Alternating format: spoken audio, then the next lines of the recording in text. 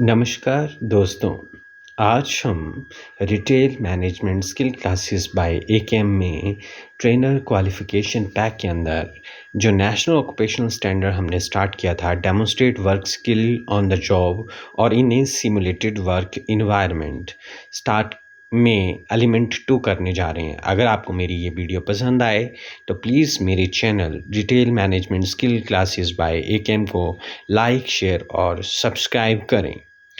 आज हम trainer qualification pack में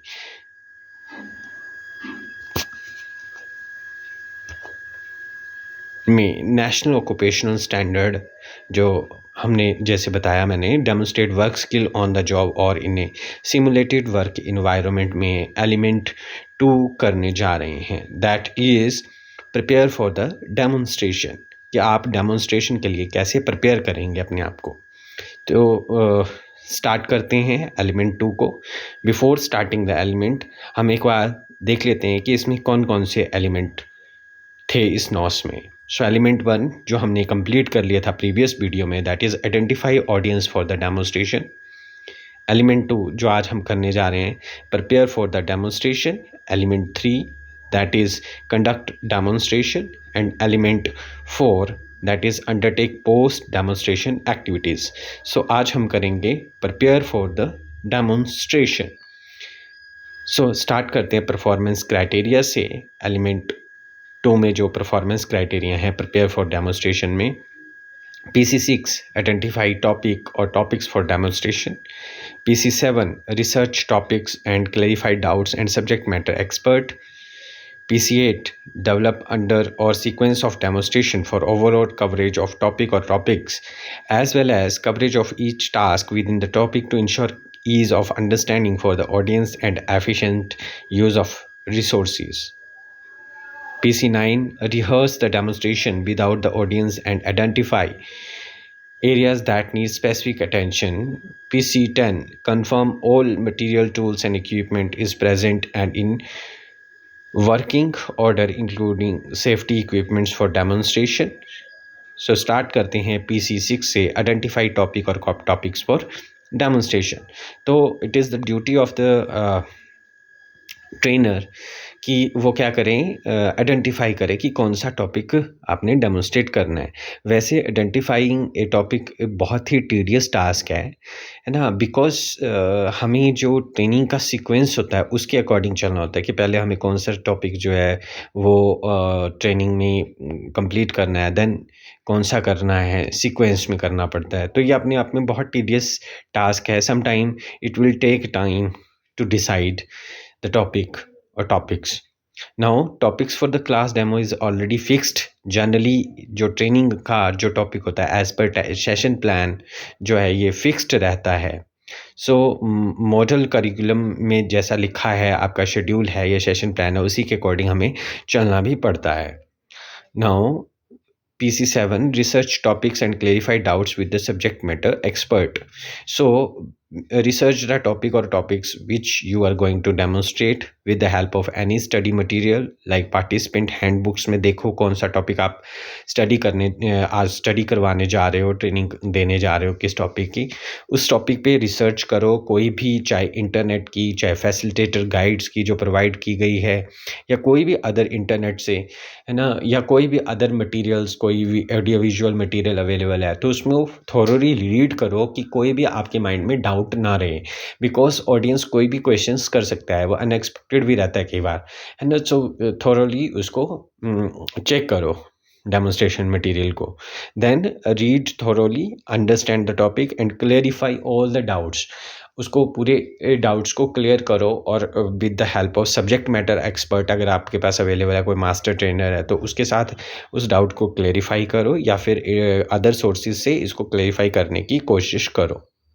Now PC8 is develop order or sequence of demonstration for overall coverage of topics as well as coverage of each task within the topic to ensure ease of understanding for audience and efficient use of resources.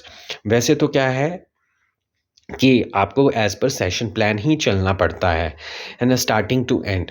ठीक है, so order of demonstration के पहले मैं कौन से questions करूँगा या कौन सी टेक्निक से कौन सा पार्ट शुरू करूँगा, है ना। जनरली जो सेशन प्लान में डेवलप किया जाता है टॉपिक, वो जर्नल टू लास्ट में स्पेसिफिक तक मूव ऑन किया जाता है। सो जर्नल टू स्पेसिफिक इसलिए ताकि जनरलाइज फॉर्म से कई बार क्या है, कोई टॉपिक ऐसा भी रहता है जो स्पेसिफिक से हमें जनरलाइज करना पड़ता है।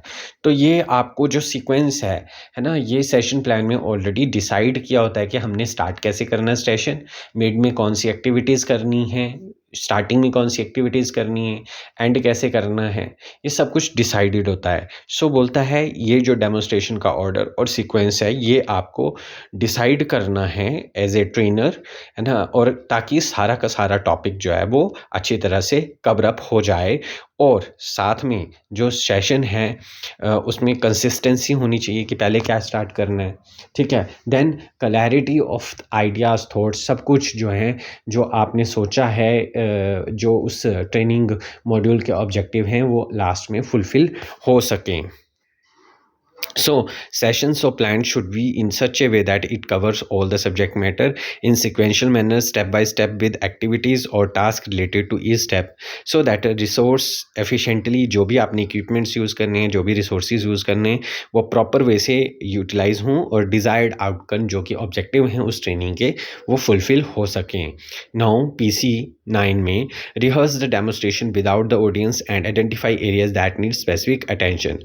So जब भी आप डेमोन्स्ट्रेशन के लिए जा रहे हो, ट्रेनिंग के लिए जा रहे हो, टॉपिक की डेमोन्स्ट्रेशन देने जा रहे हो, तो पहले आपने रिहर्स कर लेनी है, उसकी रिहर्सल कर लेनी है, प्रैक्टिस कर लेनी है घर पे। जैसे आपने सुना भी होगा कि प्रेजेंटेशन की रिहर्सल हमें मिरर के सामने खड़े होके करनी है, सो दैट कि आपकी बॉडी लैंग्वेज क्या है, आपकी नॉन वर्बल लैंग्वेज क्या है ना, नॉन वर्बल क्यूज़ कौन से यूज़ कर रहे हो आप, है ना, वर्बली आप ठीक बोल पा रहे हो या नहीं, आपके क्या फेशियल एक्सप्रेशन और जेस्चर्स हैं, पोस्चर कैसा है, इन सभी चीज़ों का आपको पता चलेगा, क्योंकि वो पॉजिटिव होने चाहिए। नेगेटिव जेस्चर्स का, जैसे हमने प्रीवियस उसमें किया था, मॉड्यूल में किया था कि नेगेटिव जेस्चर्स नहीं होने चाहिए, पोस्चर्स नहीं होना चाहिए। तो आपने किस तरह से उसको अलो करना है, ये प्रैक्टिस अगर सेशन करते हो तो आपका जो है कोई भी उसमें अगर आपको डाउट लगता है कि ये पॉइंट्स कैसे मैं जो है ट्रेन करूँगा इस पॉइंट के लिए, तो आपको कहीं न कहीं उस सब्जेक्ट मैटर को समझने का टाइम भी मिल जाएगा। So before you actually deliver the total speech to an audience, then due to rehearsal one may gain the confidence। इससे कॉन्फिडेंस आता है, able to identify the areas।